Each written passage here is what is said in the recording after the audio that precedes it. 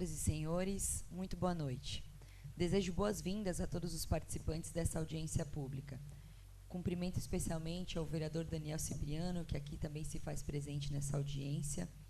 Destaco e agradeço ainda a presença das seguintes autoridades: Suzel Ramos, representando o Conselho Regional de Psicologia; Ronise Guimarães, coordenadora regional de Educação de Criciúma; Andréia Teixeira Machado, conselheira do Conselho Tutelar; Daniel Comim, diretor-geral do Instituto Federal de Santa Catarina, de Criciúma; Guilherme Bisol, capitão do Corpo de Bombeiros Militar, representando o Coronel Henrique, comandante do 4º Batalhão; Vitor Teixeira Ferreira, Superintendência da Juventude; Dr. Luiz Fernando Veran, representante da OAB; Elton Jeremias de Souza, diretor do SEDUP.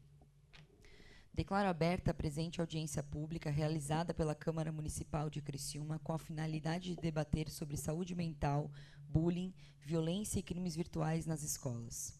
Ressalto que o instrumento da audiência pública está previsto nos artigos 213 e 214 do Regimento Interno do Poder Legislativo deste município, tendo por finalidade possibilitar um debate primado pela transparência e, consequentemente, a concretização de uma democracia participativa, visando o esclarecimento de dúvidas e a sugestão de alternativas por parte dos cidadãos. Destaco ainda que essa audiência pública está sendo gravada e transmitida ao vivo no perfil oficial do Legislativo no YouTube. Também destaco a presença de Daniela Massaneiro Alves, psicóloga da Coordenadoria Regional de Criciúma. Também quero saudar aqui os representantes do Parlamento Jovem, do SEDUP, que aqui se fazem presente também representando esse tão importante colégio da nossa cidade. Quero fazer a composição da mesa, portanto, para dar início à nossa audiência. Convidar a Andréia Alves, representando a secretária municipal de Educação, Giovana Benedetti, que é gerente de assistências educacionais e específicos, de assuntos educacionais específicos da secretaria. Andréia Alves, por favor. Quero convidar a Ronise Guimarães, coordenadora regional de educação da Secretaria de Educação do Estado de Santa Catarina. Convidar o Dr. Luiz Fernando Alberton, representando a comissão da OAB Vai à Escola. Convidar a Isabel Cristina Feijó, da Polícia Civil. Representando o superintendente da Juventude do município de Criciúma, Vitor Teixeira.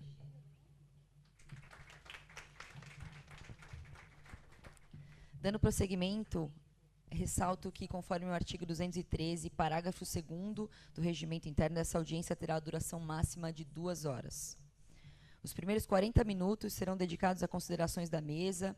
1 hora seguinte ficará aberta as intervenções dos demais colegas. Eu vou pedir para a técnica aqui me ajudar a corrigir, porque está dando um retorno, vai atrapalhar um pouquinho a gente, tá? Então, eu quero abrir para que a nossa mesa aqui possa fazer as intervenções e a gente poder ouvir vocês, começando pelo nosso superintendente da Juventude do município de Criciúma, Vitor Teixeira. Bom, estão me ouvindo? Boa noite a todos e a todas.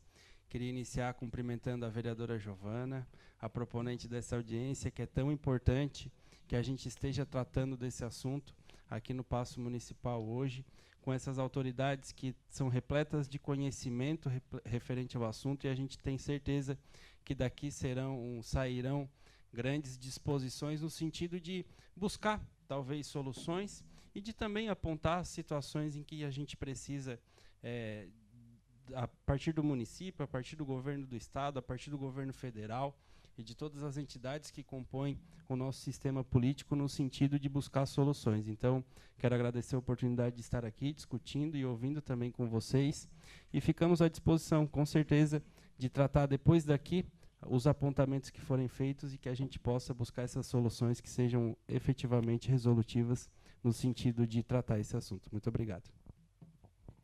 Obrigada, Vitor. Quero salientar que a discussão desse tema foi despertada, de fato, pela reflexão do nosso tempo, de um fenômeno social que aprofunda o excesso do uso das redes sociais e ela como ferramenta, inclusive, da determinação de diversos crimes. Entretanto, o assunto não pode ficar só resumido a isso, secretária.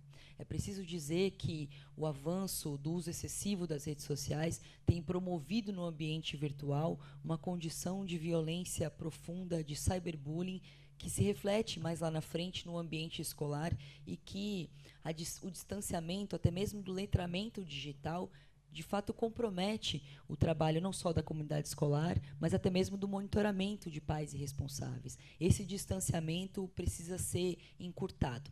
Esse caminho precisa ser, sobretudo, também da garantia de informação para esses jovens, para essas crianças e adolescentes.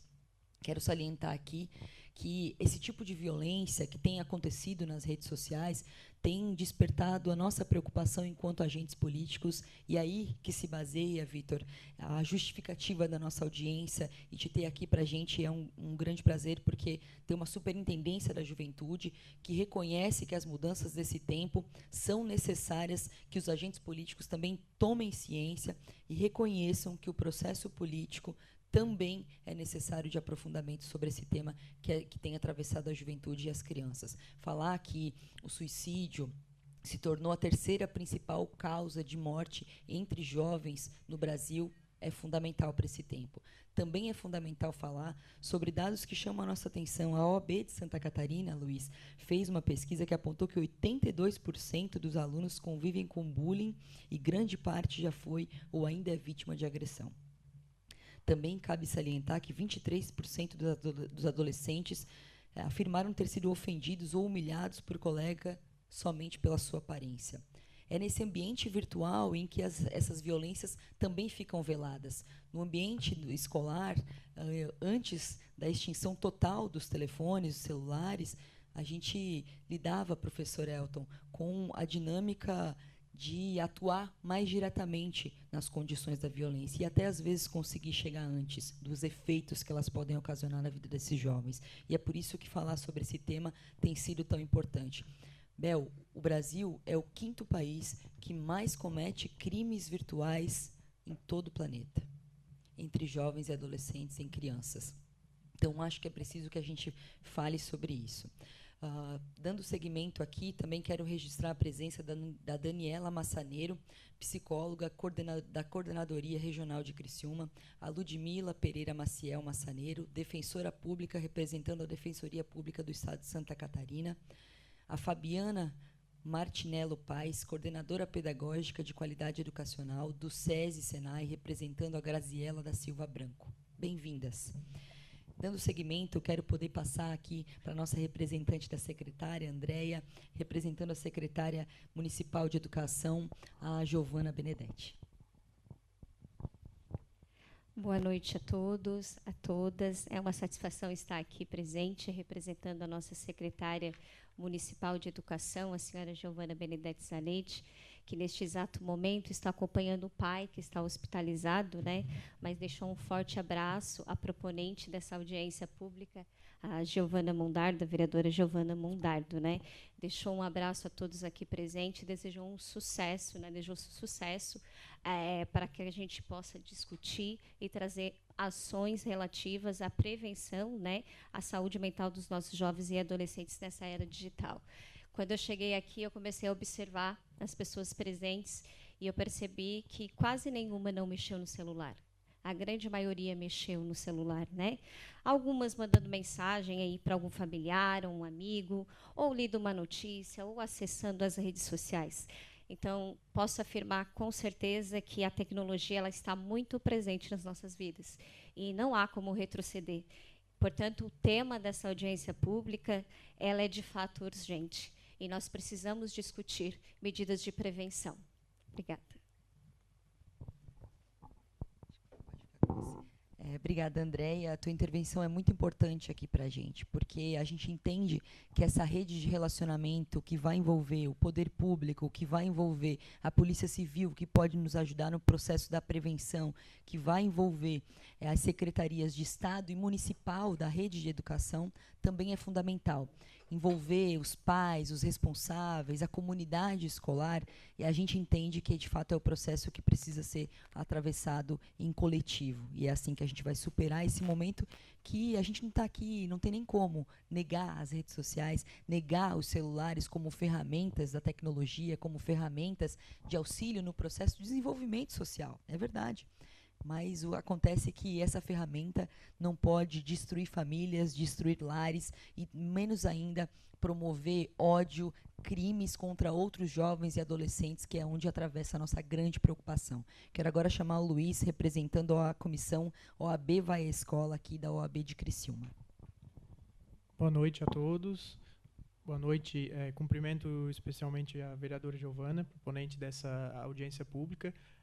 Em nome da nossa OAB Subseção de Criciúma, aqui representando especialmente nosso presidente, Dr. Moacir Jardim de Menezes Neto, para agradecer inicialmente o convite, que foi encaminhado à nossa instituição, e comentar que a nossa OAB está sempre à disposição para tratar de tais temas que são extremamente importantes aí no dia a dia das crianças, dos jovens, principalmente, Nós temos, na verdade, no mestrado em Direito da Unesc, uma disciplina que é voltada justamente para estudar e analisar os temas de direitos humanos, novos direitos e mídias sociais, O fortalecimento da internet, ela trouxe, claro, muitos benefícios, acesso à informação, mas, contrariamente, ela trouxe também vários problemas, problemas de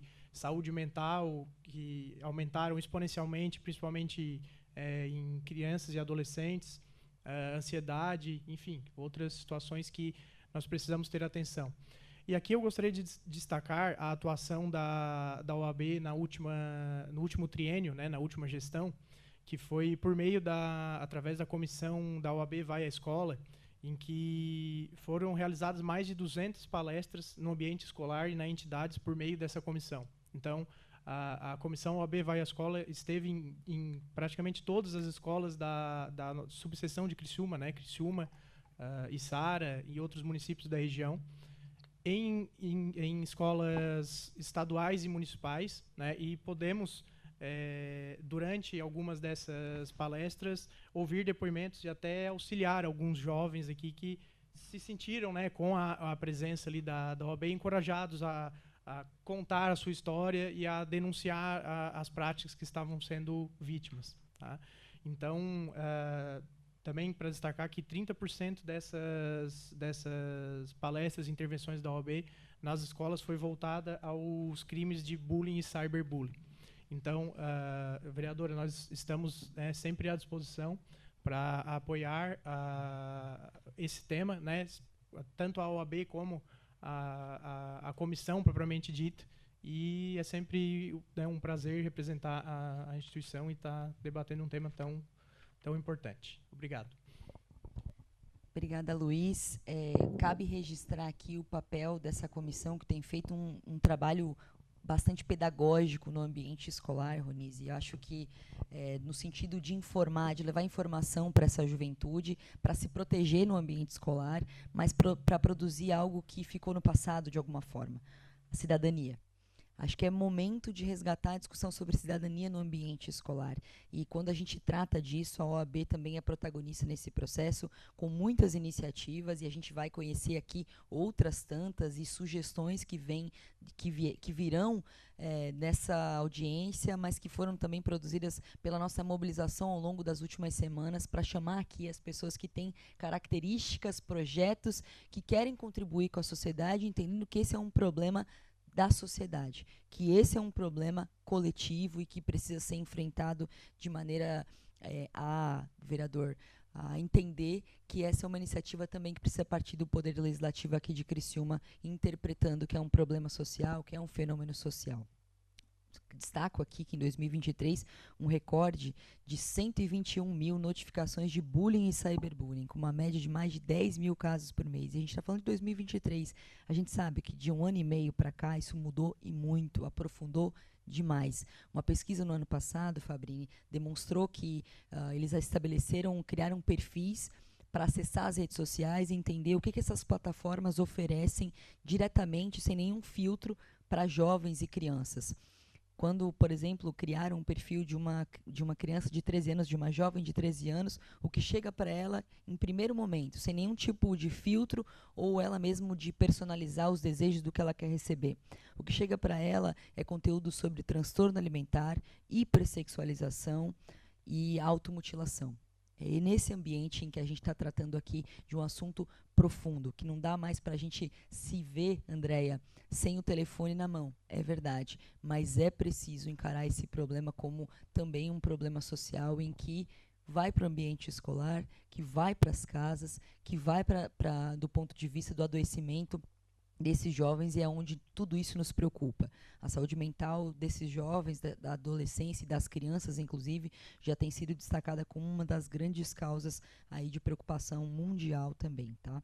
Então, eu gostaria de chamar agora a Ronise Guimarães, coordenadora regional da Educação da Secretaria do Estado de Santa Catarina. Obrigada, vereadora. Obrigada pelo convite. Uma boa noite especial a você e uma boa noite a todos. E com muito carinho aos nossos alunos do SEDUP, né, que aqui representam mais de 30 mil alunos que nós temos na rede estadual. Eu quero dizer para vocês que quando a vereadora esteve lá na coordenadoria e a gente conversou um pouco sobre o assunto, tem 2 aspectos importantes que eu acho que nós precisamos destacar, Giovana. O primeiro é o desenvolvimento das crianças nas telas, né? Então, eu vivi uma experiência, e eu dividi isso com os nossos diretores, que em uma das reuniões na Secretaria de Educação, a gente experienciou deixar o celular na caixa, como os nossos adolescentes e os alunos estão fazendo, né, nas escolas hoje. E eu confesso para vocês que os 30 primeiros minutos foram aterrorizantes para mim. O tempo todo eu procurava o celular. Porque literalmente, ele é uma continuação hoje do nosso corpo. E aí vocês imaginam as crianças de 4, de 5, de 6 anos, isso que sou uma adulta, vou fazer 50 anos, então eu não tive esse acesso na minha adolescência nem na minha infância. Então, pensando na neurociência, pensando na aprendizagem, pensando no cognitivo das nossas crianças, eu acho que nós precisamos levar essa discussão para as escolas. Essa discussão está nas escolas, mas ainda de forma superficial. Eu acho que nós precisamos aprofundar, porque as nossas crianças estão se desenvolvendo numa era totalmente diferente e criando aí alguns hábitos que já foi provado pela própria ciência, a dificuldade que isso gera no desenvolvimento infantil. Saindo um pouco disso, vindo para os nossos adolescentes, a grande preocupação, e aqui eu estou com a Daniela e com a Fabrícia, que é do nosso Núcleo de Prevenção de Violências, o NEPRE, que nós temos na Coordenadoria Regional. Então, nós temos uma equipe lá formada por psicólogos e assistentes sociais que ficam atentas às situações que acontecem na escola. Qualquer tipo de violência, seja ela virtual, física, automaticamente nós temos um sistema, e hoje a gente tem isso de forma, os indicadores de forma muito forte para nós na escola, e classificados esse tipo de violência. E essa questão da internet, ela vem forte, né? Então, é uma discussão importante, é uma discussão válida, e que eu queria levantar aqui rapidamente, Giovana, 6 pontos que eu acho importante destacar do trabalho que a gente pensa enquanto rede estadual de ensino. O primeiro é uma educação digital emocional. Não é toda a idade que o estudante pode ter acesso. Eu acho que a gente precisa discutir isso. Precisa ter uma maturidade emocional e uma maturidade orgânica mesmo para ter acesso à tela. O segundo são as regras claras de convivência. Precisa se entender que tem justiça dentro da rede. Há punição para quem comete crime, como há punição quando a gente comete um crime fora. Eu acho que a gente precisa trabalhar muito forte isso, e principalmente com as famílias. Um terceiro ponto é um canal de denúncia seguro. Os nossos jovens precisam entender que eles estão protegidos. Nós estamos aqui com a Polícia Civil num projeto maravilhoso, Conhecer para se Proteger. Polícia Civil e Poder Judiciário e Secretaria de Educação. Então, os adolescentes, eles precisam entender que tem sim proteção dentro da internet. Formação de professores e servidores que trabalham nas escolas. Há uns anos atrás, a gente discutia algumas questões que chegaram à escola, como a educação especial, que é uma questão também importante que recentemente, quando eu digo recente, 15, 10 anos para cá, a gente se discute muito. E hoje, esse assunto, tecnologia, rede social, proteção, ele precisa estar dentro das nossas universidades, da formação dos nossos professores, lá na formação, lá na pedagogia, lá na matemática, lá na geografia. A gente precisa discutir essas questões na formação de professores. E, por último, não menos importante, o envolvimento das famílias. Nós conhecemos casos muito preocupantes de ações que aconteceram dentro das escolas por meio das mídias sociais e que as famílias não faziam nem ideia do que estava acontecendo.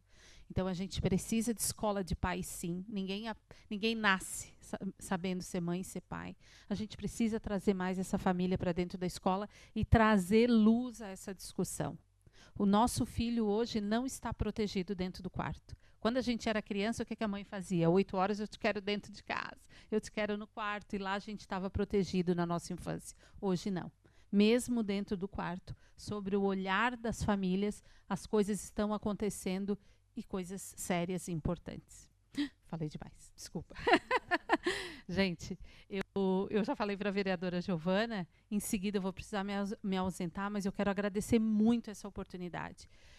Nós temos, né, Dani e Fabrícia, assim, um olhar preocupante sobre isso, e a coordenadoria, a Secretaria Estadual de Educação, que temos aí, a nossa secretária agora, a professora Luciane Sereta, que certamente também botará luz a essa discussão, com esse olhar e com essa preocupação. E aí queria contribuir com essas ações que eu acho que farão a diferença. Muito obrigada.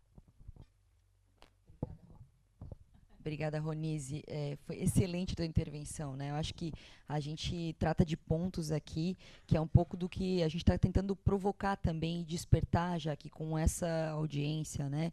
Que é justamente entender que o letramento digital para pais e responsáveis e até mesmo para a comunidade escolar é fundamental para que a gente possa ajudar a identificar condições de violência, condições de bullying, cyberbullying, também nesse ambiente que a linguagem se renova de tempo em tempo, que se criam códigos rotineiramente, diariamente até mesmo, para, de alguma forma, mesclar e até mesmo sectarizar o ambiente da juventude sob uma linguagem digital que pode levar a condições de violência. Então, essa preocupação é muito fundamental.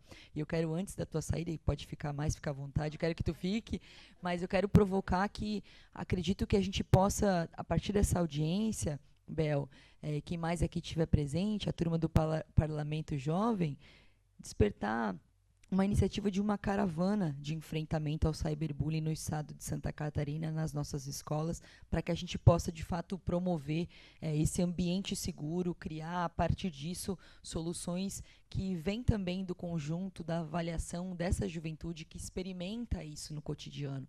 Acho que é inevitável, e na verdade não é inevitável, é imperativo a nós todos que façamos uma escuta qualificada desses jovens que experimentam essas violências e que estão nesse ambiente de alguma forma até mesmo com o aspecto de que a denúncia de crimes sexuais no cotidiano, ela, né, na vida material, vamos dizer assim, ela já tem o condicionante da vergonha, do espaço não tão seguro da denúncia, de não se sentir à vontade para falar do tema. Você imagina no ambiente virtual em que isso quase que se torna público, para o Brasil inteiro ver até mesmo.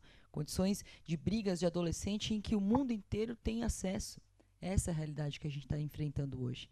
E agora, com muita satisfação, eu queria chamar a Bel, que é a Isabel Cristina Feijó, mas eu chamo carinhosamente de Bel, que aqui está representando a Polícia Civil, com o programa Conhecer para se Proteger, também sendo protagonista nesse processo. E quando eu procurei a Bel para tratar desse assunto.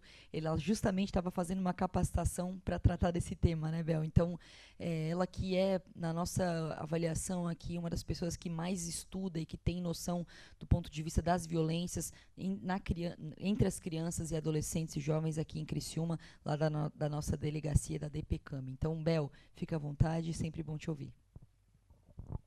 Obrigada pelo carinho, parabéns pela tua iniciativa e parabéns para cada um que está aqui hoje para a gente discutir, se aprofundar um pouco mais nesse tema. E cada fala de vocês aqui, meu diálogo interno aqui fica fervilhando, né? Tu comentou, né, que antigamente se ia para casa cedo. A minha mãe, 7h30 da noite, começava a gritar lá na porta do apartamento que eu tinha que entrar, porque o sereno não queria que o sereno estava chegando e tal, e eu queria saber quem era esse sereno, que era aterrorizante, que eu não podia ficar na rua depois das 7 da noite, que o sereno estava chegando. E hoje, as crianças estão dentro de casa, e justamente o perigo é o mesmo de como se estivesse na rua. E outra pauta bem importante que foi levantado aqui, então a gente fala muito de conversar com as crianças, de estar na escola com as crianças, né?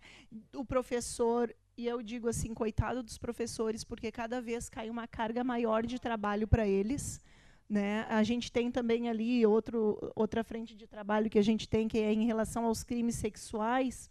E aí a lei da escuta protegida, que agora também obriga a escola a ser um espaço de proteção, e os professores têm que se capacitar no recolhimento de uma revelação espontânea. Enfim, é uma carga grande, mas por quê?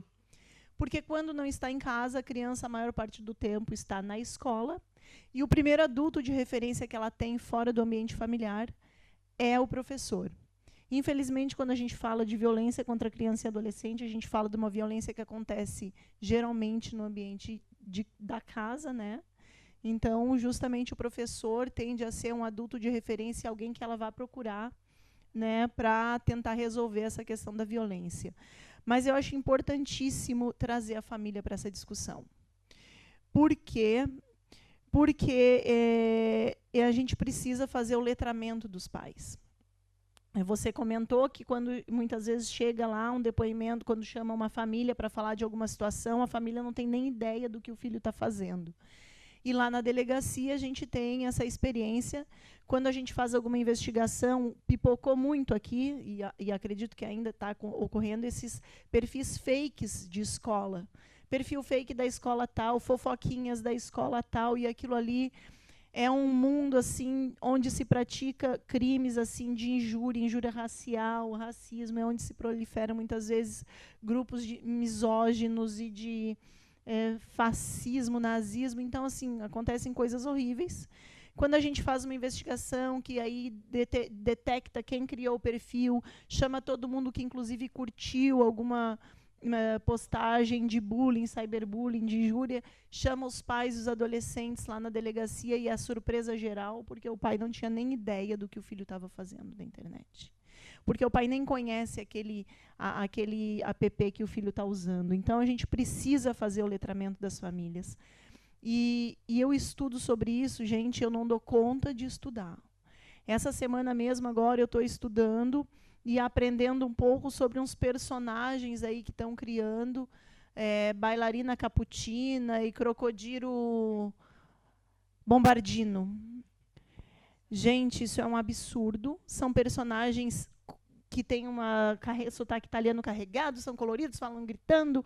As crianças estão fissuradas nesses personagens. E, infelizmente, esses personagens estão naturalizando uma violência muito grande. Por exemplo, esse crocodilo aí tem muitas imagens dele que são de bombardeios de crianças na faixa de Gaza. São personagens criados por inteligência artificial. Então, muitas vezes, de conteúdo que está sendo criado com esses personagens, não tem intervenção humana para fazer esse filtro. Então, a gente precisa fazer o letramento dos pais, porque é muito tentador tu chegar do teu trabalho cansado e entregar um celular para o filho e tu poder ter tempo de sentar, ou fazer um jantar, ou ir tomar um banho e deixar o filho ali, né, terceirizando esse cuidado para a internet. Mas isso está cada vez mais perigoso. Dependendo de cada faixa etária, a gente tem determinado tipo de perigo. Então, assim, quando a gente fala de crianças pequenas, a gente tem esses personagens.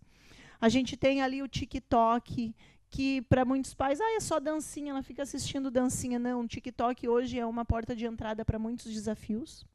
Desafios perigosíssimos. A gente teve aí uma criança de 9 anos, outra adolescente de 12 anos que morreram por causa do tal do desafio lá do desodorante. A gente tem já, quando começa a ir para a turma ali dos 14 anos, 15, 16, a gente tem automutilação, a gente tem ali a questão de incentivo ao suicídio. Então, assim, a gente precisa letrar os pais, porque eu, por exemplo, também sou de uma geração analógica e que vi esses dois mundos. E eu sei o quanto é difícil para os pais que são da era analógica se impor perante os filhos em relação à tecnologia. Porque muitos pais pensam assim, o meu filho já nasceu na era da tecnologia, ele sabe mais que eu. E aí é preciso que os pais entendam que os filhos sabem mais de tecnologia, de repente poder ajudar ele a configurar um telefone, a mexer num telefone. Realmente os nossos filhos, eles dão um banho na gente. Eles vão ali e resolvem, não, é assim, mãe, faz assim. Só que do ponto de vista de entender o perigo daquilo, de formação ética, moral, isso aí é o pai que vai saber dar, é a mãe que vai saber dar, é o adulto. De dizer, de poder falar, não, isso aqui não é adequado para a tua idade. Isso aqui não é legal tu ter acesso agora. Ó, isso aqui está perigoso. Isso ainda somos nós, os adultos. Então, por isso que a gente tem que dar essa base também para os pais. Talvez, quem sabe, através da escola, fazendo um trabalho com app, né? Se eu ficar aqui falando, eu vou me estender, porque, assim, ó, eu digo que nós, na Polícia Civil, em termos de crimes virtuais, nós temos um cardápio repleto ali de situações e de crimes que ocorrem e de frentes que precisamos trabalhar. E eu fico muito indignada que, enquanto nós aqui, profissionais da ponta, e professores e pais, estamos nos debatendo para tentar saber, meu Deus, o que nós vamos fazer, as grandes plataformas não estão nem aí. E são quem estão ganhando dinheiro. Então, a gente precisa também pensar na regulamentação do que é postado nessas plataformas, e de que elas prevejam formas de proteger os usuários e de entender que ali é uma criança, porque eles colocam lá, não, para usar Instagram tem que ter 13 anos. Gente, tudo bem, mas a criança vai lá e vai mentir a idade. E eles têm condições de saber que aquela pessoa que está acessando não tem a idade. Porque tenho certeza que qualquer um de vocês aqui já teve a experiência de, eu quero comprar um tênis para mim de tal marca, eu vou pesquisar. 3 segundos depois que você pesquisou, largou ali, você vai abrir o seu e-mail, vai vir um monte de oferta do tênis. Você vai abrir o Pinterest para, de repente, ver uma decoração e vai vir sobre esse tênis. Ou seja, eles estão nos monitorando o tempo inteiro. Então, eles sabem que aquela criança ali, que aquela pessoa que fez aquele perfil, não tem 13 anos, não tem 15 anos. Né? Então, a gente tem que cobrar, sim. Não sei de que forma, né, nós aqui no município do sul de Santa Catarina, mas sim precisamos também fazer essa frente, vereadora, porque não é possível que a gente aqui fique batendo cabeça, tentando fazer projeto aqui, projeto ali, e as plataformas só ganhando dinheiro. Né? Eu fico apavorada também. Eles dizem, não, nós temos aqui, por exemplo, o YouTube Kids, que é só, então, conteúdo adequado para crianças. Tem muito perigo no YouTube Kids. Por quê? Porque hoje se pega personagens conhecidos das crianças, Peppa, eu estou no tempo da Peppa ainda, já deve ter evoluído, né? Para outros personagens, mas, enfim, pegam os personagens que as crianças gostam, e aí usam esses personagens, os predadores sexuais, por exemplo, e criam desenhos animados de conotação sexual e tudo usando esses personagens, que então pela plataforma vai passar, não, é a Peppa, é o fulaninho, é o fulaninha, mas aqui, o conteúdo, quando você vai ver, é um conteúdo de conotação sexual, que não é apropriado para a idade. Então, nós, pais, muitas vezes temos tanto pudor, não quero que fale nome feio perto da criança enquanto é pequenininha, porque a gente não quer que reproduza. A gente cuida tanto, né, para entender o desenvolvimento e ir dando as informações de acordo com o crescimento dela, e aí a gente nem sabe que os predadores sexuais estão ali se utilizando daquelas figuras, daqueles personagens do mundo infantil. Então, assim, a gente não para de aprender, de estudar. Então, assim, quem é pai e mãe vai ter que aprender, vai ter que, e nós profissionais aqui que trabalhamos, né, na ponta também. Então, assim, que bom que a gente está tendo esse espaço nesse projeto ali, junto com o Poder Judiciário, junto com as escolas. A gente está atacando ali, conversando com adolescentes, mas a gente precisa ter frente em todas as áreas, com crianças pequenas, porque os joguinhos estão aí. Nós temos vítimas em crianças que usam Roblox, que é um joguinho inofensivo, mas ali predadores também se utilizam. Então, assim, a gente precisa estar entendendo esse universo, entendendo o que criança de tal a tal idade gosta de usar, quais são os perigos dessas plataformas. Adolescentes, quais são as plataformas que elas usam, quais são os perigos. Isso é o mínimo que todo pai, mãe, professor e profissionais da rede de segurança trabalham precisam conhecer. E estou à disposição, né, para ajudar no que for possível, estudando e aprendendo cada vez mais, porque eles são muito rápidos, né? A tecnologia é muito rápida e os predadores aí também são rápidos de estar. Então a gente temos aí muito trabalho pela frente, né? E é muito importante assim essa integração da OAB, da Secretaria de Educação, da Polícia Civil, Polícia Militar, enfim, Corpo de Bombeiros, né? Posto de saúde, enfim, todas as instituições aí da rede de proteção.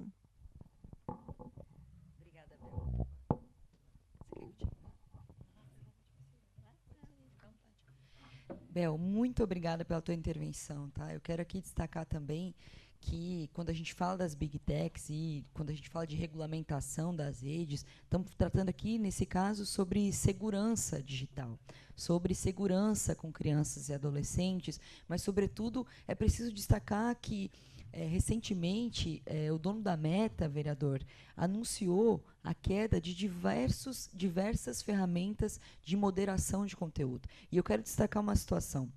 A Europa estabeleceu que, começou pela Alemanha e depois se espalhou pela Europa, uma regulamentação, doutor, que tinha por objetivo criar ferramentas, tokens de segurança para jovens, para crianças acessarem as redes sociais e essa moderação de conteúdo ser mais qualificada e personalizada. O dono da Meta percebeu que isso ia ficar muito caro. Derrubou as ferramentas de moderação, todas, de combate à misoginia, LGBTfobia, de racismo. Isso tudo porque, para ele, ficava mais caro moderar.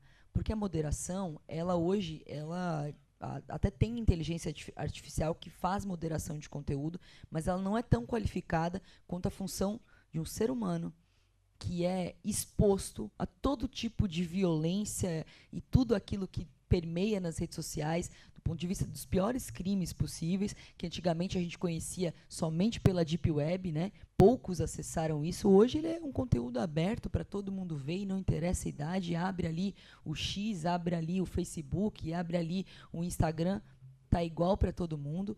Então, ele percebeu que isso ia ficar muito caro, derruba a moderação de conteúdo, porque ele precisaria ter moderadores de conteúdo físicos, vamos dizer assim, seres humanos moderando conteúdo de diversas línguas.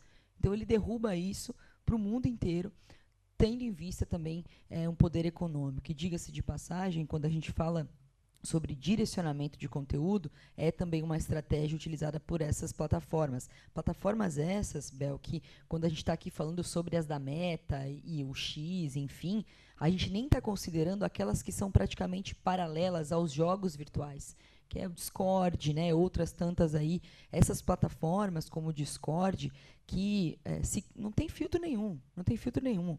É ali onde se estabelece praticamente o chat dos jogos virtuais e, assim, disseminado instantaneamente, diariamente, todo tipo de ódio contra as mulheres, de racismo, de intolerância e até mesmo de incentivo a crimes. Então, falar sobre isso é muito importante e certamente precisa fazer parte da nossa discussão enquanto aqui debatendo esses crimes que acontecem no ambiente virtual.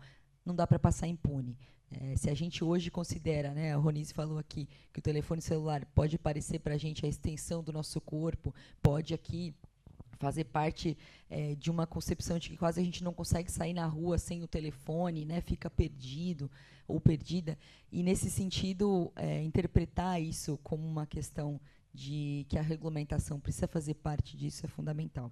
Bom, eu queria agora, portanto, abrir para ouvir as intervenções, né? A gente vai colocar um tempo de 5 minutos inicialmente e a gente vai, conforme a demanda, ajustando se precisar. A Patrícia vai me ajudar aqui também. Então, eu quero pedir para aqueles que desejam se manifestar, usar a palavra, podem se apresentar, então, falar o nome, onde a entidade que representam, ou, enfim, se apresentar para a gente e poder fazer a sua intervenção e até mesmo sugerir um encaminhamento para que a gente possa colocar em votação aqui ao final dessa audiência também. Alguém gostaria de se manifestar? Já tem 2 inscritas aqui, então eu vou pedir para que quem queira se manifestar pode vir para essa primeira fileira, vai se manifestar ali naquela tribuna ali que tem o banner da Câmara de Vereadores para a gente poder registrar também para transmitir no canal da Câmara no YouTube. Claro, vou passar primeiramente aqui para o Vitor, né, para o nosso superintendente. Bom, eu peço desculpa porque daqui a pouquinho eu vou ter que sair, mas antes de sair eu queria mais uma vez nos comprometer e também falar do compromisso do prefeito Wagner Espíndola com as pautas da juventude. E quando se trata de pauta da juventude, cyberbullying e saúde mental estão entre as principais delas, tendo em vista também todo o trabalho que a gente faz através da superintendência no sentido de chegar junto aos jovens, de fazer esses diálogos, de se aproximar dessas pautas que são tão necessárias. Então, reforço aqui que com os apontamentos da audiência, a gente fica à disposição através da superintendência e também através da Secretaria de Educação também. Então, tenho certeza que daqui sairão grandes apontamentos e que a gente poderá, a partir daí, também buscar soluções. Então, desculpa que daqui a pouquinho eu vou ter que sair, mas agradeço a oportunidade. Parabéns, vereadora, pela pauta. Um abraço. Boa noite. Dá para ouvir? Boa noite a todos. Cumprimento a vereadora Giovana, agradeço pelo convite. Aproveito para cumprimentar o professor Elton, os meus alunos do SEDUP, uma vez professora de Direito no SEDUP, sempre professora de Direito no SEDUP. O meu nome é Flávia, sou advogada, especialista em Direito Educacional, integrante da comissão OAB Vai à Escola. Sou representante do Instituto Nacional Direito na Escola e diretora do Instituto Direito na Escola de Santa Catarina. Eu queria trazer aqui uma reflexão diante do que foi apresentado aqui, cumprimentando a Bel, que eu também acompanho o trabalho dela, rapidamente, que eu sei que o tempo é curto, e como foi colocado, a Ronise colocou, né, que a Constituição Federal diz que é dever, né, todos temos o direito à educação, e é dever do Estado e da família essa educação. Considerando que, no Brasil, a educação ela é através da escola, todos nós aqui aprendemos pela escola, hoje, se pararmos para pensar, os nossos filhos acabam ficando mais entre 6 a 8 horas na escola, depois eles passam mais de 1, 2, 3 horas com alguma atividade extracurricular, chegamos em casa, eles ficam mais 1, 2 horas ali no celular, nos resta o quê? 2 horas, para nós, quem está educando, né? Os nossos filhos. E foi falado também sobre os professores, eles, na formação, e quando eu falo formação, quando nós escolhemos a nossa faculdade, eles vão fazer o curso. Gente, no próprio curso não tem disciplina, umazinha só, sobre o quê? Direito. sobre o básico. Esse tema que nós estamos falando aqui nem era pensado quando a maioria de nós foi estudar. Eu, por exemplo, quando fui estudar direito, nem se falava sobre isso. Imagina um professor, tirando quem vai fazer direito, nem sei se quem vai fazer história ou sociologia, o resto não tem. Então, não tem nem como falar em defasagem, porque simplesmente não é defasagem. É desconhecimento por não ter. Defasagem é aquilo que a gente não se atualiza. Agora, quando eu não tenho conhecimento, eu não posso nem querer dizer que está defasado. Então, como é que eu posso cobrar de quem vai ensinar, dizer que tem que ser que quem vai ensinar, se quem vai ensinar nem aprendeu? Então, não é defasar, não é capacitar, é começar por quem vai ensinar. Concordo, Bel, que temos que ter legislação, que temos que ter regulamentação, mas antes de tudo isso, a gente pode fazer algo muito mais simples, ensinar. Porque tudo começa na escola, só que ensinar por aqueles que aprenderam para ensinar e para defender. E hoje, quem são os profissionais mais capacitados e que são designados por leis? E aqui eu não estou falando de uma classe, aqui eu estou falando daqueles que estudaram para isso. Os profissionais que estudaram são formados na ciência do direito, ou bacharéis em direito, ou para falar sobre direito. Mas eu não estou defendendo uma classe. Eu estou falando aqueles que também têm que ter, como você, como eu, que não somos só formados em direito, que somos formados em... Estamos aprendendo o que é o chão da escola. Estamos aprendendo o que é... Fomos fazer pedagogia. Estamos fazendo complementação pedagógica. Estamos entendendo o que é... Nós não podemos ir lá falar sobre informática na sala de informática. Outra coisa, chega de palestra. Quem é aqui da pedagogia, quem é aqui da escola, sabe que não adianta eu ir lá e falar 1 hora só. Vai entrar por aqui, sair por ali. Aqui tem bombeiro que não me deixa mentir. Por que o ProErd faz o maior sucesso? Porque ele tem começo, meio e fim. Porque ele é um programa. Não adianta. Gente, eu participei dessas mais de 200 palestras. É maravilhoso.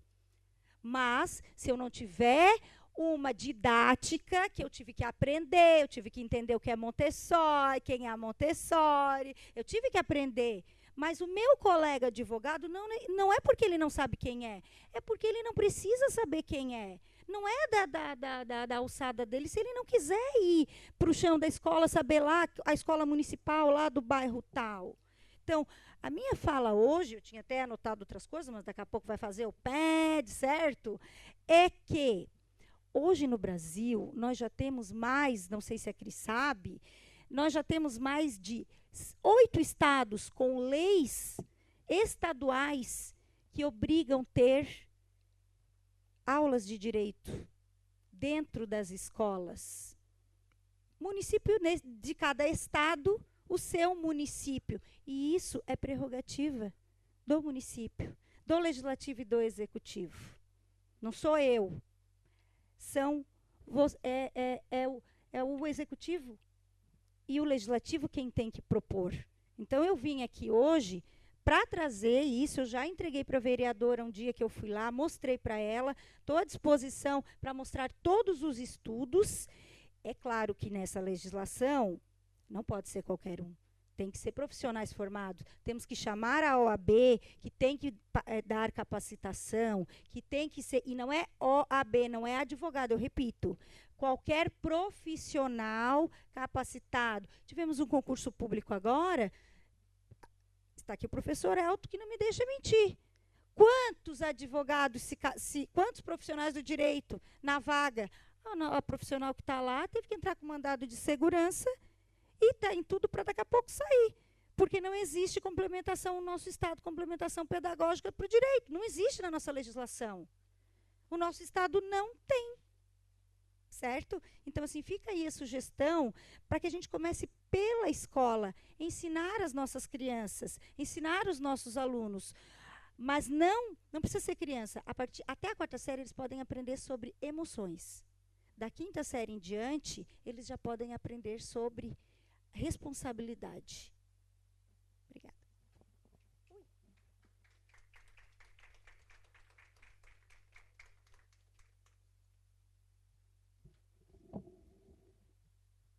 Oi, boa noite.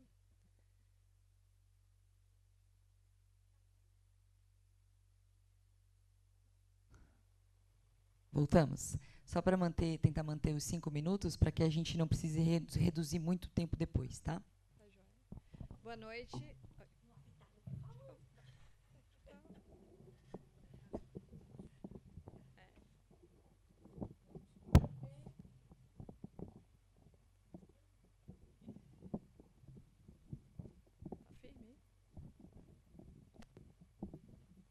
obrigada.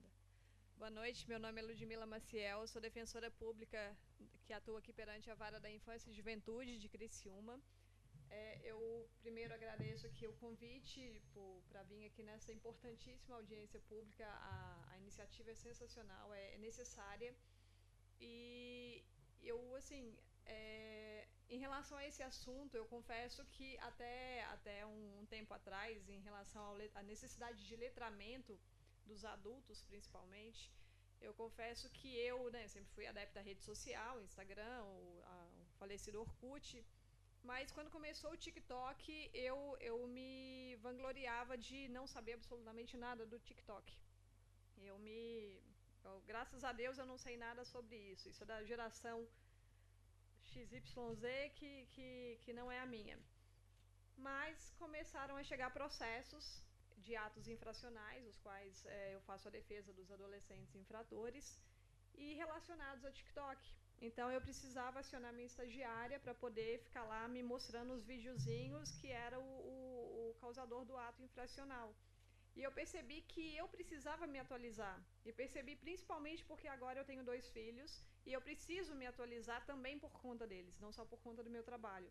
Então, eu acho que eu vi na propaganda dessa audiência pública sobre a questão de que não se trata de um sectarismo geracional.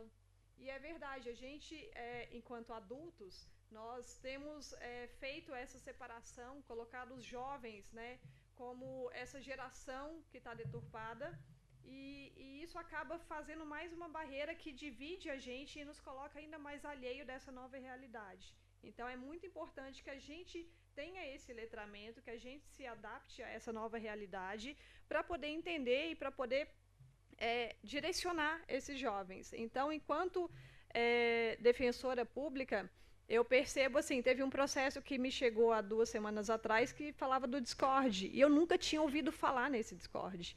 Então, para a gente ver o quão alheio que a gente está e o quanto que é necessário a gente se atualizar sobre isso. Então, eu coloco aqui eu reitero aqui o que já foi dito aqui pela Bel, pela colega que já teve que sair ali, mas realmente é importante isso. E mais assim, eu tenho seguido uns podcasts da magistrada da Infância e Juventude do Rio de Janeiro, a Vanessa Cavalieri. Os podcasts dela são sensacionais. E uma coisa que ela coloca ali é essa necessidade de uma justiça restaurativa para poder não só punir os jovens infratores relacionados aos crimes cibernéticos, mas principalmente de orientar, de fazer compreender a negatividade que isso causa. E também, em relação ao que ela colocou em um dos podcasts que eu ouvi recentemente, é importante, assim, essa capacitação.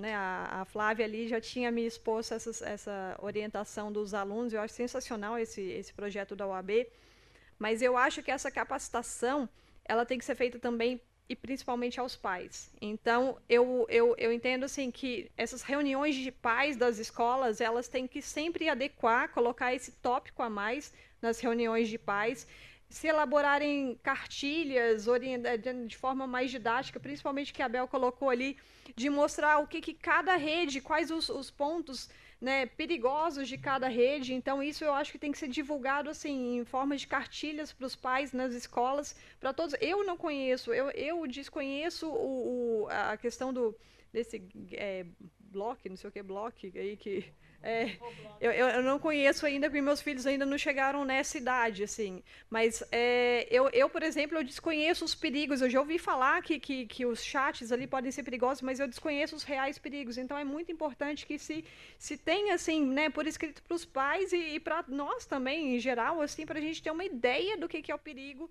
que se pode causar, né? Esse episódio, esse seriado da Netflix, a infância, ele aconteceu praticamente o mesmo, né, há poucas semanas atrás aqui na nossa cidade.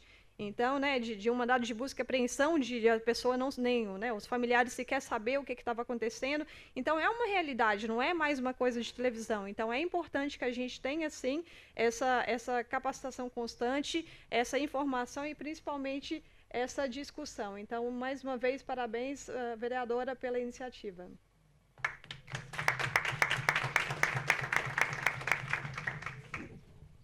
Mais alguém gostaria de se manifestar? Alguém está na fila? Aqui tem o senhor aqui, depois a Letícia, depois o Fabrini, depois vocês podem vir, Lucas e a menina aqui. Eles podem ficar nessa primeira fila aqui, na sequência, ao lado da doutora aqui também. E aí a gente consegue organizar. Quem quiser também pode ficar à vontade, depois eles fazem o rodízio. Pode, claro, com certeza. Ótimo. Tá bom.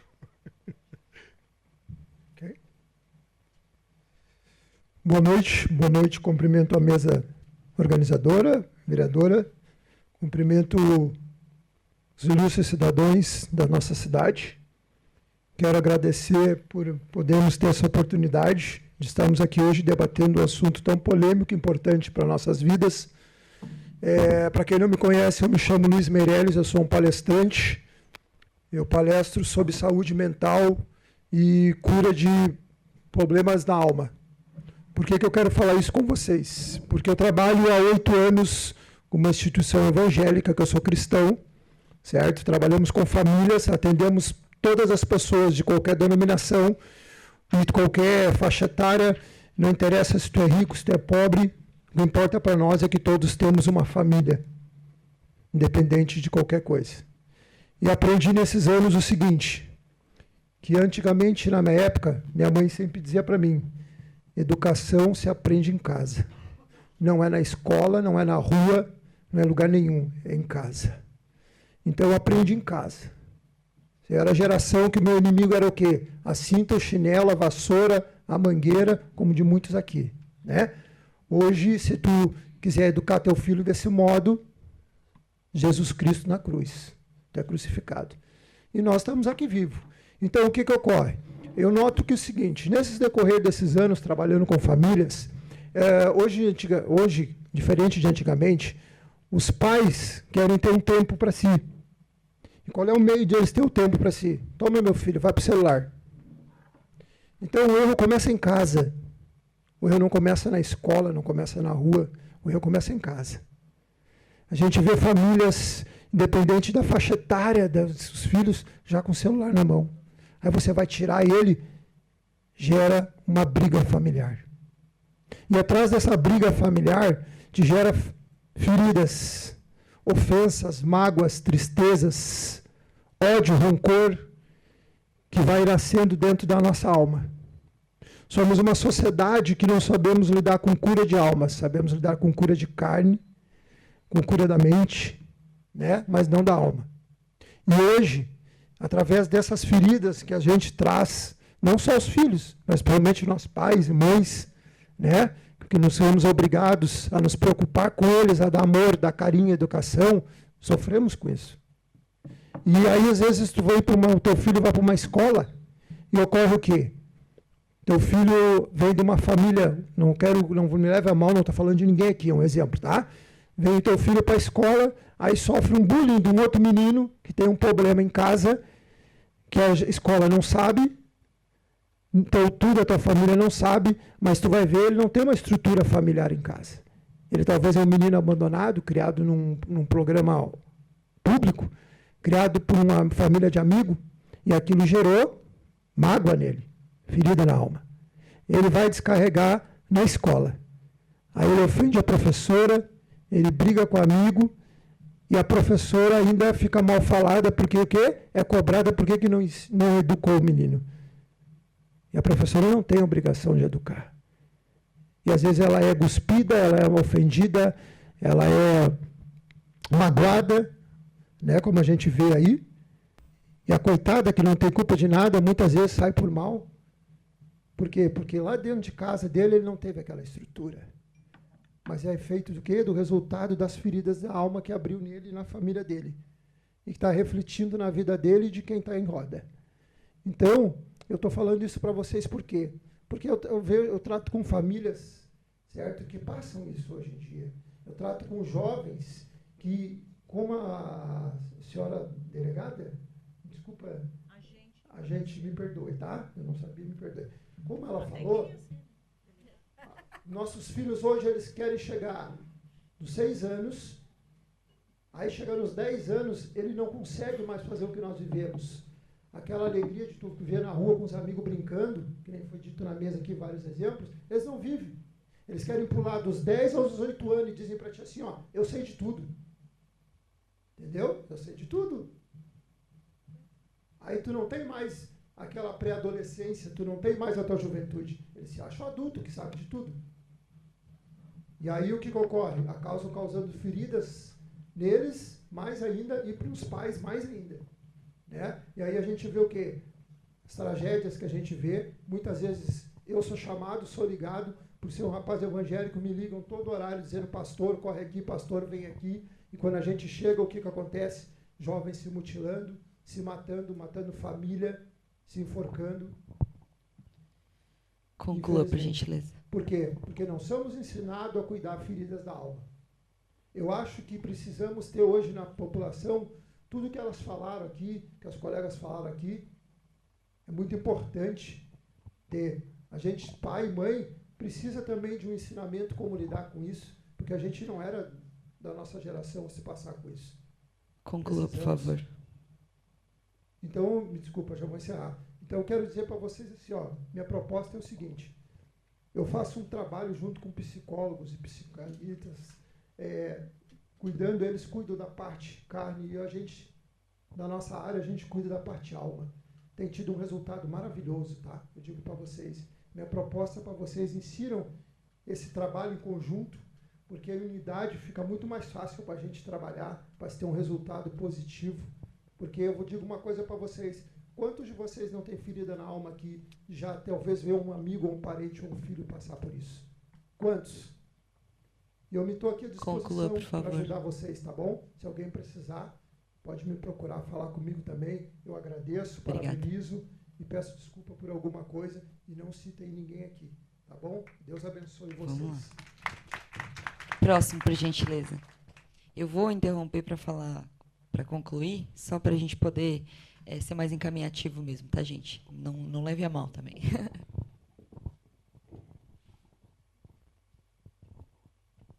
Boa noite a todos. Eu me chamo Letícia, sou educadora, pedagoga, especialista em primeira infância.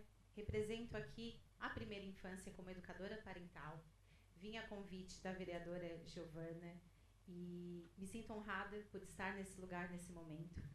E eu havia preparado uma fala, após conversar com a Giovana, a respeito desse tema para tratar aqui. E vejo que tudo que foi falado vem ao encontro do que eu quero trazer.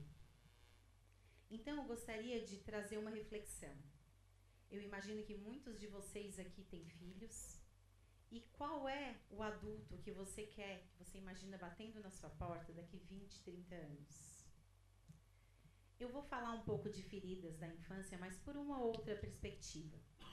Por uma perspectiva da neurociência, onde tem pesquisas, né? Vou citar aqui um nome, Bruce Lipton, um cientista americano estudioso da epigenética e do subconsciente humano, afirma que os programas que rodam em nós durante toda a vida foram construídos nos primeiros 7 anos de vida.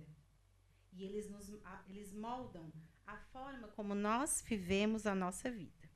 Explicando rapidamente isso, ele afirma que nós nos tornamos o que os nossos pais nos dizem sobre nós nesse período. Então, essa programação fica rodando no nosso cérebro, até que a gente possa fazer alguma coisa com aquilo. Você lembra, por acaso, algum de vocês, O que os seus pais e professores te disseram sobre você nessa fase da vida? Você consegue acessar algo que te impulsiona ou que te limita até hoje? A infância é uma fase marcada por aprendizagens profundas que fazem com que cada um de nós seja o que somos hoje. Eu tenho certeza, se eu conversar com alguém que está aqui na minha frente, ela vai explicar a vida dela e os passos que ela deu por conta do que ela viveu na infância. Porque é lá que nós formamos o nosso sistema de crenças. E é lá também que nós aprendemos sobre o mundo, sobre relacionamentos, sobre afeto e sobre família. E isso é a nossa narrativa de vida. O que será que está rodando no cérebro desses adolescentes e jovens quando eles estão totalmente focados nessas plataformas, nesses jogos e nas mídias? O que será que aconteceu nessa primeira infância e o que está acontecendo na vida deles? É por isso que nós ouvimos aquela frase famosa da Lia Luft: a infância é o chão que a gente pisa a vida inteira. Quantos carregam dentro de si crianças feridas, traumas, dores emocionais e seguem perpetuando esse legado com os filhos? O período da infância é terreno mais fértil quando se fala em desenvolvimento, e é onde estão estabelecidas as bases para o resto da vida, influenciando as nossas relações, os nossos pensamentos e as nossas atitudes. Então, não é novidade para nenhum de nós que estamos passando num período complexo e que precisamos de ação. O Estado, a família e a sociedade precisam de mobilizações e programas conscientes, baseados em ciência, para fortalecer as famílias, os cuidadores, os educadores, os profissionais de saúde e assistência social. Porque como vamos dar esse apoio se nós não somos cuidados? Por isso é complexo. A infância é cercada por leis que a defendem. Convenção dos Direitos da Infância, Estatuto da Criança e do Adolescente, Declaração Universal dos Direitos Humanos, dentre todos eles unânimos quanto à proteção da vida, da saúde, da educação, do lazer, da liberdade, do respeito, da dignidade das crianças e adolescentes. E quem, de fato, está dando conta de cumprir com essas leis? Se acessar os meios de comunicação diariamente, temos notícias sobre todos os tipos de violência contra crianças e adolescentes. A proteção da infância é uma responsabilidade social complexa e que precisa de uma aldeia inteira em ação. É preciso de uma aldeia inteira para educar uma criança. Avançamos.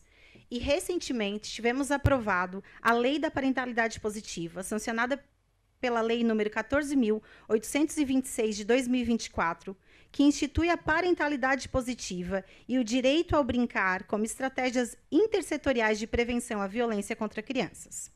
A legislação visa promover a educação não violenta, estimular o desenvolvimento infantil e fortalecer os laços familiares. Então, eu estou aqui em missão, porque, para mim, ser uma educadora parental também é uma missão de vida, além de ser o meu trabalho. Foi onde, enquanto pedagoga de uma formação, eu senti que faltava uma peça no meu quebra-cabeça, e eu encontrei na parentalidade, nessa parentalidade consciente, as questões que eles não tratam nos cursos, né, de humanas e nem em outros cursos, como foi falado aqui. Conclua. O objetivo da lei é prevenir e combater as violências contra crianças, promovendo uma abordagem parental mais respeitosa e positiva. Porque o que vai marcar um ser humano não são as brigas dentro da casa dele, é a violência que ele sofre. A violência física, a violência no que ele escuta e com que faz com que ele desenvolva as crenças dele. E muitas vezes desacredite da pessoa que ele pode vir a ser. Então, conclua, por favor. Ok. E eu quero citar, então, para concluir, que existem programas já pela assistência de saúde, como o programa Famílias Fortes, que foi implantado em Osasco, com um grande sucesso, que ele promove ações, 7 encontros com pais, de crianças de 10 a 14 anos. Também são olhadas para as crianças de 0 a 7 anos em espaços de brinquedoteca que promove encontros de parentalidade, trazendo informação segura, científica, para as famílias poderem implantar dentro das suas casas, prevenindo questões de uso abusivo de drogas. Eu ouvi esse relato no 5º Congresso Internacional de Educação Parental, então nós já temos caminhos para seguir, e a minha proposta são programas de parentalidade que possam perspassar todo esse âmbito também para a gente poder proteger as nossas crianças. Agradeço a atenção de todos. Muito obrigada, Letícia. Próximo, por favor. Só para a gente se atentar ao tempo, tá, gente? Eu vou interferir uma vez para falar, conclua, porque para a gente aí já encaminhe para o final, tá? Ok.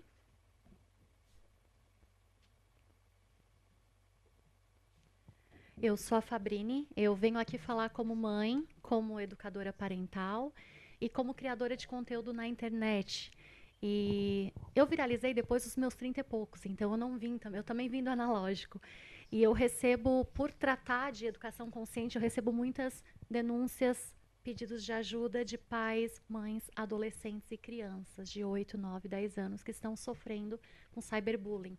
Então, várias vezes que eu conversei com a Giovana sobre isso, a gente sabe que tem lei disso, tem lei daquilo, mas na prática, o que a gente pode fazer agora, nesse momento, né, maravilhosa ali, a Letícia falando, né, tudo que a gente acredita, né, nessa questão da neurociência, que comprova que sim, que uma educação consciente, com limites claros, não é permissividade, ela muda o mundo.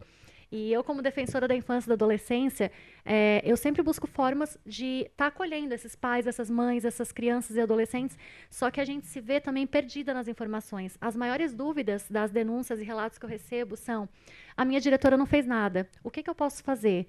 Eu não confio no meu pai e na minha mãe, porque eu sofro a violência psicológica, física dentro da minha casa. Para onde eu corro? Então, eu acho que, efetivamente, porque tem muita coisa para se falar aqui, né, de estudos, de neurociência, e comprovar que sim, que a educação consciente, ela constrói caminhos que vão resolver não só o cyberbullying, mas educação sexual, enfim.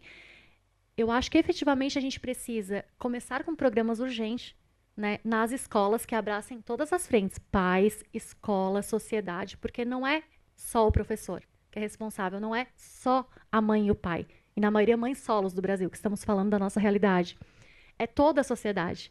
Então, a gente precisa já chegar com esses programas implantando palestras, orientações. Gente, eu anotei um monte de coisa, mas como não vai dar tempo, eu só quero dizer que eu estou aqui à disposição, Giovana, para criar projetos, para que a gente possa chegar nessas escolas com cartilhas, para que diga para o adolescente: aqui tu tá seguro nesse canal. Primeiro tu faz isso, depois tu corre para cá. Para sentar com o pai e com a mãe, tu pode fazer isso. Esses desenhos, né, porque não tem como fugir da internet, são perigosos. Vou ter que fazer uma janta, meu filho de 2 anos chegou em casa da creche o dia todo na creche, vou ter que fazer a marmita para o próximo dia. Essa é a realidade. Daí joga na frente da tela. E a gente coloca ali uma cartilha e diz: tem desenhos que não tem tanta coisa visual, que não causa tanto transtorno, que pode ser um caminho mais seguro. Então, tem muita coisa para fazer. A gente que estuda todos os dias sobre infância, para defender a infância e a adolescência, a gente sabe que tem muitos caminhos, mas a gente não consegue chegar lá, na base, né? Então, na internet, eu consigo acolher, eu consigo direcionar, eu consigo, né, ter empatia, mas, de fato, a gente precisa, além das políticas públicas, disso. Sabe, de fato, colocar ali na prática. Não adianta só ficar discutindo lei e querer criar algo mais. A gente precisa começar agora um planejamento. E eu estou à disposição. Obrigada.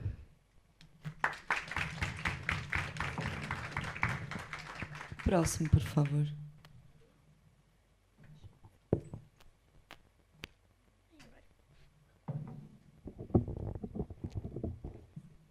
Tá bom. Oi, boa noite. Eu sou a Marina. Eu sou uma estudante do ensino médio e eu tenho 16 anos.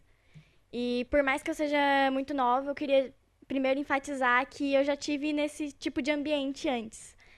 E eu queria reforçar o que ela disse, que muitas vezes adolescentes recorrem aos profissionais de educação, fazendo denúncias sérias, e eles não são ouvidos. E eu acho que a minha proposta seria algo que, talvez um site, onde eles possam denunciar isso. E, além de denunciar, ser orientados do que eles devem fazer. Porque já teve amiga minha falando que, passando por situações que eu não vou especificar para proteger a imagem dela, e ela não sabia o que fazer. Eu também não sabia, eu conversei com a minha psicóloga para saber o que fazer.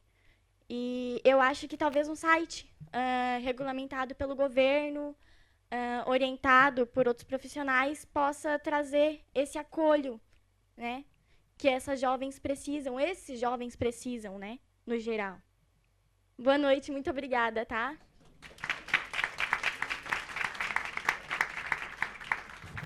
Próximo, por favor.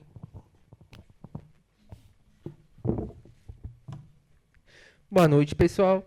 Eu me chamo Lucas, eu sou professor de inglês pela rede estadual, já tive passagem pela Prefeitura Municipal de Içara e pela Prefeitura Municipal de Criciúma. Pois então, eu não tenho nenhuma solução mirabolante, né, para consertar esse problema que é o bullying, né? Afinal, o bullying ele já era um problema desde o meu tempo. No meu tempo, já existia Discord. Aliás, o Discord, eu acho que ele é uma ferramenta muito boa para quem joga jogos online, assim, League of Legends, né, GTA, multiplayer, né. Mas, infelizmente, tem aquela parte ruim que você disse, né.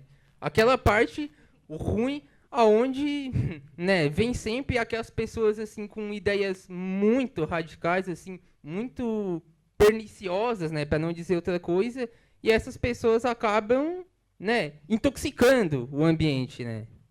E a minha proposta é que, bom, eu acho que vocês já estão fazendo essa proposta, mas a minha proposta é que haja formação para professores lidarem com esse ambiente digital. Porque, veja bem, eu compreendo que existe muita fake news, existem muitas notícias distorcidas, né. Porém, eu particularmente não sou a favor da regulamentação das redes sociais, né? Eu sigo a linha mais liberal nesse sentido. Eu acho que a solução é educar as pessoas, trazer uma conscientização, né? Para elas pegar aqui o celular, identificar, olha, isso daqui, será que é verdade? Será que é fake news? Qual que é a fonte disso aqui? E aí a pessoa ir raciocinando, né? Porque eu particularmente não defendo que a Big Tech vá lá e pá, e tire a postagem do ar e ponto, e acabou, e não tem pá, né? Eu sou da solução mais pedagógica, mais educativa, assim, tanto para os professores quanto para os adolescentes, né? E, bom, eu queria dizer que a língua, né, de fato, a língua ela vai se modificando ao longo do tempo, né? Inclusive, eu sou professor de inglês e muitas dessas gírias atuais que os jovens usam na internet acabam cruzando na minha área. Por exemplo, antigamente, quando se via uma moça muito bonita, se falava, nossa, como essa moça é linda.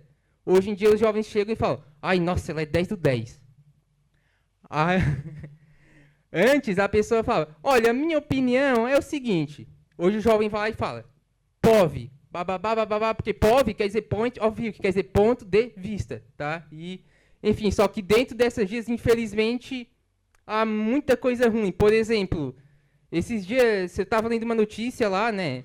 E aí, resumindo, hoje, essas pessoas que têm ideologias radicais, elas, por exemplo, se elas são antissemitas, elas não vão falar abertamente, ah, eu sou contra judeus.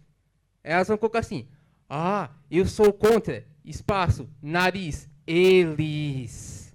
Eles usam códigos subliminares para não serem identificados. Claro, eu defendo que essas pessoas sejam punidas com todo o rigor da lei.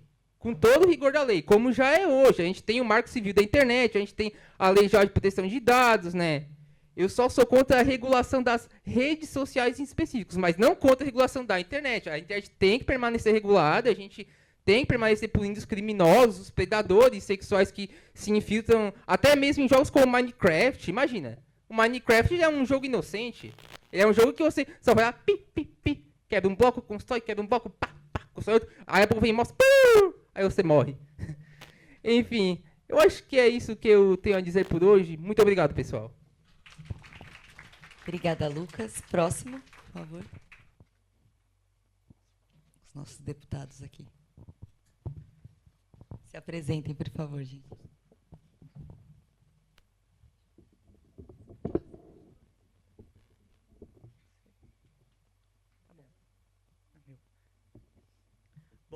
Boa noite a todos. Eu me chamo Murilo Sudzinski e eu sou deputado jovem pelo SEDUP Abílio Paulo, né? Eu gostaria de agradecer a banca, né, ali a mesa, e principalmente a vereadora Giovana, né, cujo eu gosto muito do trabalho e acompanho nas redes sociais. E eu gostaria de começando a falar, né, como ela disse, sobre essas big techs e tudo mais, né, como elas vêm e como o ano passado eu estava lendo uma notícia sobre isso, né, e eu vi que o senhor Mark Zuckerberg, né, dono da Meta, ele fez lá ele tirou vários benefícios das pessoas, não benefício, mas uma coisa que é obrigatória ter, que é o direito ao respeito, né? E ele foi lá e ele retirou esse respeito e, além do mais, tirou vários direitos da comunidade LGBT propriamente dito, né? E também sobre ali a parte que ele tirou para economizar um dinheiro, porque mesmo sendo bilionário sempre vai querer mais, né? Isso é um absurdo, já não gosto. E ele tirou ali uns filtros sobre as coisas ali para ver o que era fake news e tudo mais, né? Uma coisa que eu acho extremamente ridícula mesmo. E ali, né, nesse porém também, o senhor Elon Musk, dono do X, fez as mesmas coisas. É uma coisa completamente errônea, não gosto, não achei ridículo. E também sobre a regulamentação da internet, né? O nosso cara que veio aqui agora há pouco, né, falou que ele não é a favor e tudo mais. Bom, eu não vejo outra alternativa a não ser isso, a regulamentação das redes sociais. Países como a Alemanha, como países desenvolvidos, a própria Austrália agora, ano passado, ela fez uma lei que proíbe que adolescentes até 16 anos tenham um Instagram. E eu vejo muito por isso, né? Eu acho que é isso. E também agora falando um pouco mais sobre o nosso trabalho, né, que se encaixa exatamente sobre esse tema, sobre as nossas indicações que a gente andou fazendo, tudo mais, sobre as PLs também que a gente fez. E uma das nossas indicações ao senhor governador é sobre exatamente isso, né? A contratação de psicólogos nas escolas. A Lei 18.354, de 2022, que fala sobre a contratação de psicólogos para alunos neurodivergentes e também alunos com algum problema, algum problema ali, né? E a gente vê que esses problemas de bullying, do cyberbullying mesmo, e até da própria inteligência artificial, debate realmente sobre a gente, né? Eu faço um curso em informática que eu vejo isso exatamente visto ali, a parte do cyberbullying.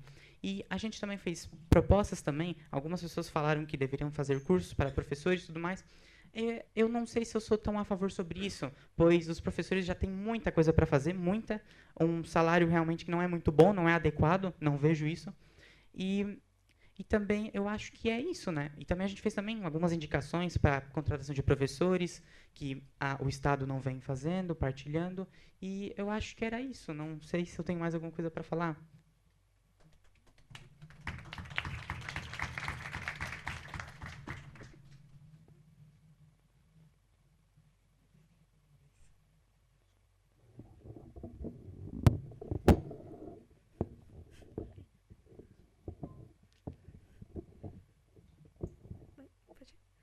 Boa noite. Eu sou a Sara Medeiros da Silva. Eu faço curso de administração no SEDUP Abílio Paulo. E ele já falou bastante do que a gente conversou durante a audiência. E uma das principais coisas que eu também foquei foi em questão a falarem bastante de professores. Que o que acontece? Muitas vezes o bullying vem bastante de dentro da escola. A gente presencia bastante isso em grupos das escolas onde os professores não estão e não têm a visão do que está acontecendo. Tanto na proposta, que é a nossa proposta inicial a ser levada para o governador, que foi sobre a contratação de psicólogos, que foi para uma melhoria do que eles pedem, que é uma lei que precisa ser adaptada. E que eu tenho certeza que os psicólogos, tendo em todas as escolas, sendo presente em todas as escolas, trariam o quê? Os alunos falariam com eles, teriam o que falar, e com quem confiar, e a escola, sim, que é o lugar que a gente mais frequenta, e que mais tem disponibilidade fora de família, assim, tirando a família disso, seria o principal lugar para a gente recorrer à ajuda. Então, eu acredito que seja somente isso. A nossa proposta que a gente vai levar vai falar bastante disso, inclusive a gente vai complementar com algumas coisas que a gente viu hoje. E foi isso. Boa noite.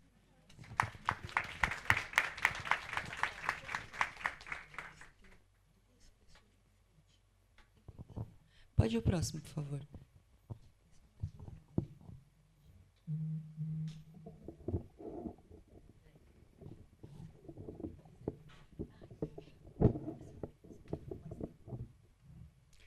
Boa noite, meu nome é Olivia Garcia, eu também sou estudante, assim como a Marina, o Murilo e os outros jovens do SEDUP. E recentemente eu estive estudando justamente sobre isso, então eu acho um tema muito interessante e que a OMS, a Organização Mundial de Saúde, relatou que nos últimos anos os jovens, por causa das redes sociais, vêm tendo mais problemas como ansiedade e depressão. Isso porque depois da pandemia a gente ficou muito acostumado a mexer mais no celular. Então, todo o nosso tempo livre a gente gastava usando o celular, estudando e fazendo tudo de forma remota. Assim como os jovens, os adultos e também as crianças. Então, hoje, as crianças, os jovens, até os adultos estão muito acostumados a usarem como o ferramenta de escape, como lazer, como hobby, justamente apps e coisas que envolvam o uso das tecnologias. Então, a minha proposta, né, seria, por meio das escolas, trazer uma nova ideia de lazer. Então, as escolas incentivarem mais a leitura, principalmente as matérias como língua portuguesa, sociologia, incentivarem mais a leitura e outros hobbies. A matéria de artes também, né, incentivar a arte e outras coisas que envolvam isso. E, claro, a orientação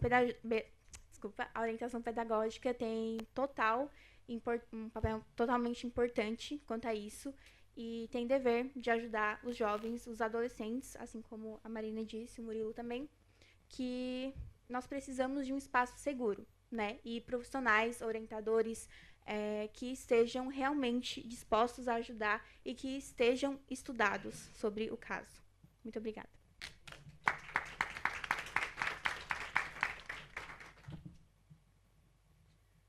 Boa noite a todas as pessoas. Eu me chamo Suzel, sou psicóloga, especialista em saúde mental e desenvolvimento humano.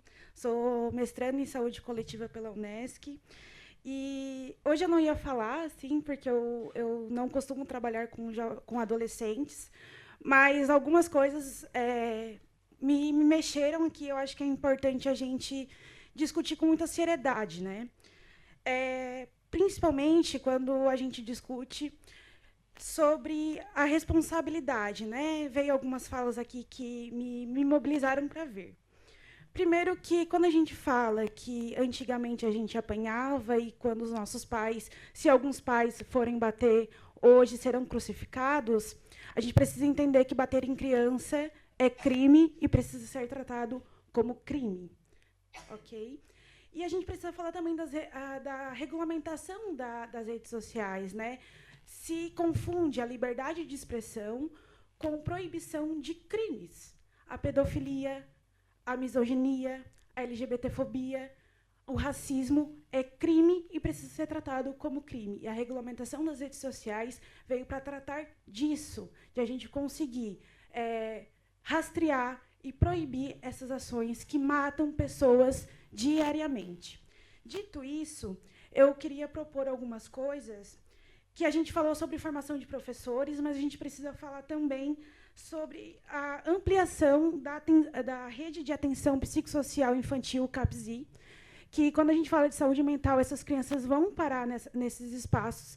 Acho que é importante que os profissionais de saúde mental precisam ter essa capacitação, saber o que é e como tratar, porque o vício em internet é algo que também prejudica a saúde mental e precisa ter essa atualização da rede pública. Acho que a formação continuada ela precisa ser em todas as redes, da saúde, da assistência social e da educação. O CREAS é uma porta de entrada da violência. Esses profissionais precisam saber acolher, saber proteger e saber fazer a prevenção desses... O CREAS já vai pegar a violência propriamente dita, né? Mas a escola precisa saber fazer a prevenção, como aqui dito.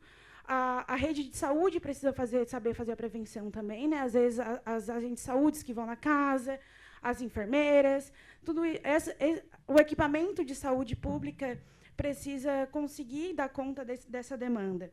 Eu acho que é importante uma criação de um programa sobre saúde emocional nas escolas.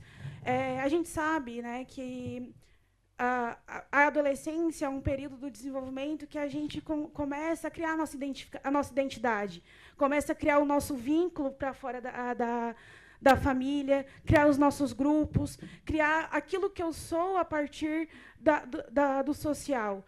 Então, quando eu tenho um espaço forte, firme, de construção emocional, quando eu vou sair da minha família para um aspecto mais amplo, eu já tenho saúde mental para conseguir lidar com isso.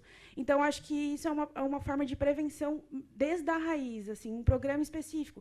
E é importante a gente conseguir ter profissionais especializados nisso, para a construção desse programa, e estar nas escolas municipais e estaduais e particulares. Acho que seria importante ter essa lei em todas as escolas, na questão da educação. Enfim, era isso, e obrigada pelo espaço.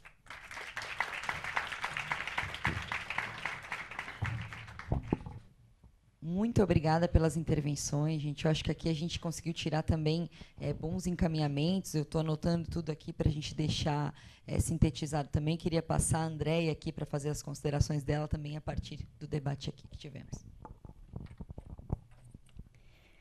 Então, né, diante dessas falas e diante da realidade que nós estamos, né, presenciando atualmente na sociedade, e enquanto Secretaria de Educação, nós demos um passo muito importante em março de 2025, né, em março deste ano, que foi a implementação do SEAP, que é o Serviço de Apoio Psicossocial Educacional. Quero até apresentar as nossas psicólogas da educação, que foram uma das proponentes desse projeto, a Andréia Daminelli e a Deise, que estão aqui, por favor, levante a mão. Né? Então, o SEAP é um serviço social e psicológico mais próximos da escola, né? Que tem como objetivo atuar em fatores psicossociais, né? Com foco no acesso, na permanência e aprendizagem dos estudantes, né? E o enfrentamento de violência e promoção da saúde mental. Criciúma, ela foi dividida, segundo os nossos estudos técnicos, em 11 territórios. Desses 11 territórios, são duplas que atuam diretamente de 5 a 7 escolas, um psicólogo que faz a escuta especializada, né, que faz ali a escuta qualificada, as intervenções preventivas de promoção também à saúde mental.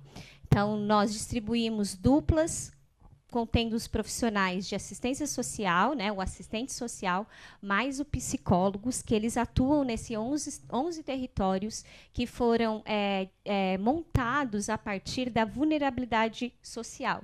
Então, a gente utilizou critérios como o CAD único para estruturar esse programa. Né? Então, hoje, a Secretaria de Educação conta com 12 assistentes sociais, 4 psicólogos, e estamos aí em processo de implementação, chamando mais psicólogos para compor essas duplas, porque a gente sabe que é primordial construir uma rede de cuidados, né? De proteção, com escuta qualificada, com intervenções, e, quando necessário, a gente encaminha, né, para a saúde, porque a gente sabe que educação e saúde caminham juntas, né? E que nenhuma aprendizagem ela é possível sem o bem-estar emocional dos nossos estudantes. Queremos, sim, ao final deste ano, estar com nossos 12 psicólogos, com os nossos 12 assistentes sociais, fazendo essa escuta qualificada, promovendo o bem social e o bem-estar desses adolescentes, dessas crianças que estão lá na escola.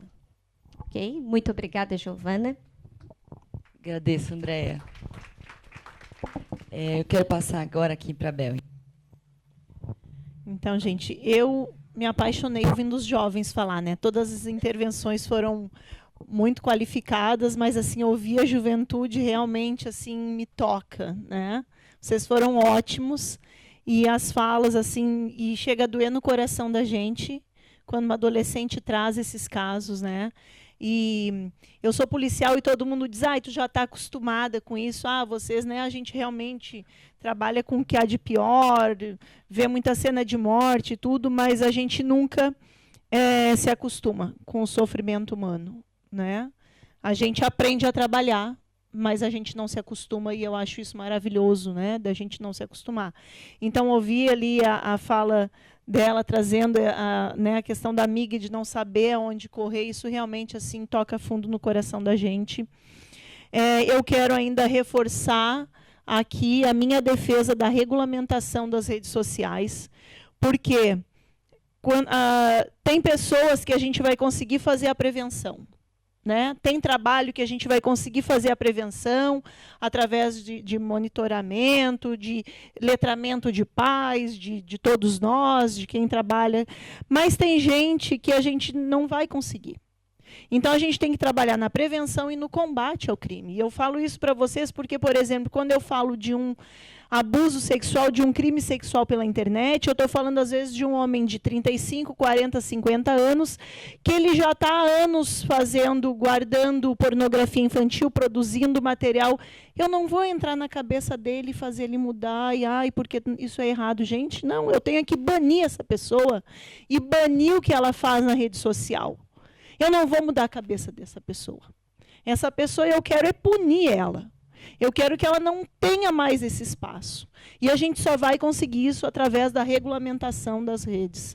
E não confundam isso com censura, por favor, né? Não vamos fazer esse discurso. Não, não é isso. Não é censura. É regulamentar. É separar o joio do trigo. E talvez um encaminhamento, não sei se é possível, mas que me veio assim, da fala ali do pessoal falando da primeira infância. Realmente, nós que estudamos ali recortes de infância, sabemos que do 0 aos 6 aos 7 anos se forma muito das crianças, né? Então, a gente tem que trabalhar ali com os pais da FASC, né?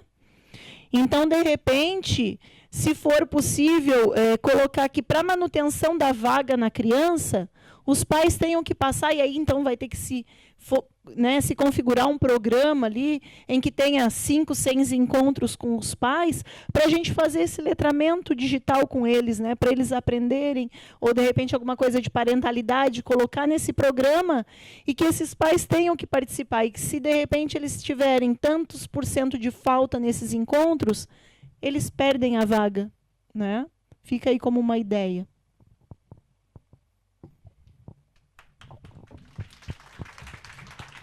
Obrigada, Bel. Microfone. Obrigada, Bel. Tá difícil hoje. Obrigada, Bel. Quero agradecer demais as intervenções aqui da mesa, agradecer a presença das autoridades, de todo mundo aqui que contribuiu com esse processo e que está aqui presente, não só acompanhando esse debate, mas também disposto a transformar a sociedade a partir da mudança desse fenômeno social que é, de fato, que se transformaram as redes sociais nas nossas vidas e, de maneira geral, como elas nos atravessam, até mesmo podendo ser estimulado debates que vêm desse desdobramento, né, que é a regulamentação das redes, que é o desdobramento do debate sobre cidadania nas escolas, que é do debate, de fato, sobre o uso excessivo das redes e até mesmo mudanças de comportamento na juventude em relação ao próprio mercado de trabalho, né? É importante salientar aqui que 75% dos jovens brasileiros têm o sonho de se tornar influencer nas redes sociais. Eu acho que isso demonstra o momento crítico que a gente está passando, uma ruptura profunda do tecido social brasileiro a respeito dos direitos sociais, dos direitos trabalhistas e o quanto que isso interfere no comportamento, inclusive nosso, enquanto adultos, com a sociedade, com o mundo do trabalho e como isso vai reverberar também para o futuro para esses jovens e adolescentes. Então, quero muito agradecer esse espaço, agradecer a Andréia representando a nossa secretária, agradecer a Bel aqui, a nossa também representante lá da Polícia Civil, mas também aqui a nossa mesa que compôs aqui, que eles tiveram que sair um pouquinho mais cedo, mas que estão dispostos também a continuar a fortalecer essa rede que a gente está estabelecendo aqui. Então, quero agradecer e dizer que vou ler os encaminhamentos e vou colocar para votação também. Se faltar alguma coisa, vocês podem levantar a mão que a gente pode corrigir, tá? A criação de um fluxograma ou plataforma de denúncia sobre cyberbullying e crimes virtuais. Fortalecimento do CAPES infantil. Programa de letramento digital para educação pública para pais responsáveis e profissionais da educação. Estimular formas de lazer para a juventude, como arte, clubes de leitura e outros hobbies. Fortalecimento e expansão do programa Conhecer para se Proteger da Polícia Civil e também do programa OAB Vai à Escola. Ampliação da Lei Federal 13.935 de 2019, que determina a presença de psicólogos nas escolas. Tratar da Lei de Parentalidade Positiva. criação, e aí uma proposta minha, a criação do Dia Municipal de Combate ao Bullying, Cyberbullying e Violência nas Escolas. Então, quero botar em votação, dizer que os favoráveis permaneçam como estão e os contrários podem se manifestar. Aprovado por unanimidade. Oi.